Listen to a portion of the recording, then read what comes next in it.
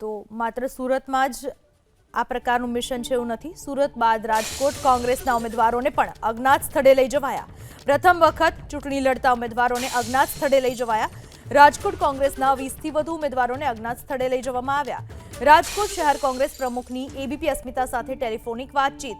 ભાજપ શામ દામ દંડ ભેદ અપનાવી ઉમેદવાર ન તોડે એ માટેની રણનીતિ હોવાની વાત કોંગ્રેસની।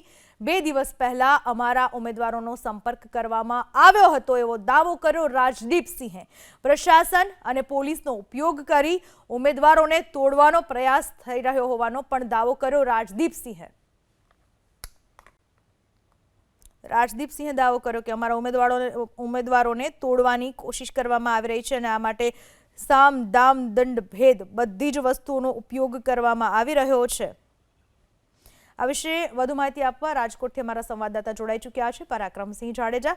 પરાક્રમ, રાજકોટમાં કોંગ્રેસે એવો દાવો કર્યો છે કે તેમના ઉમેદવારોને તોડવાના પ્રયાસો થઈ રહ્યા છે। કઈ રીતનો આ દાવો, શું પુરાવાઓ તેમણે આપ્યા છે? ચોક્કસ શહેર કોંગ્રેસ પ્રમુખ રાજદીપસિંહ જાડેજા સાથે થોડીવાર પહેલા ટેલિફોનિક વાતચીત થઈ।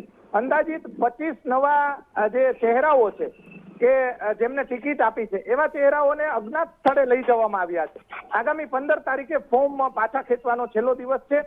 ભાજપ તોડજોડ કરવાનું છે તેવો રાજદીપસિંહ જાડેજાનો આક્ષેપ છે અને શામ દામ દંડ ભેદ ની નીતિ અપનાવી અને કોંગ્રેસના ઉમેદવારો ફોર્મ પરત ખેંચે તે માટેના પ્રયાસો ભાજપ કરી રહ્યું છે। 2 દિવસ પહેલા જે આવા પ્રયાસો પણ કરવામાં આવ્યા હતા તેવો દાવો રાજદીપસિંહ જાડેજાએ કર્યો છે।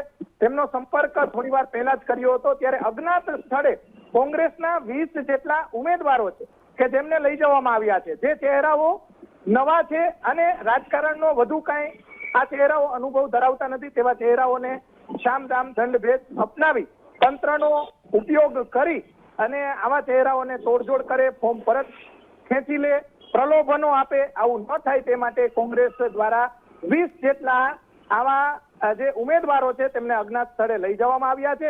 આ વખતે કોંગ્રેસ દ્વારા નવા અનેક ચહેરાઓ મેદાનમાં ઉતાર્યા છે।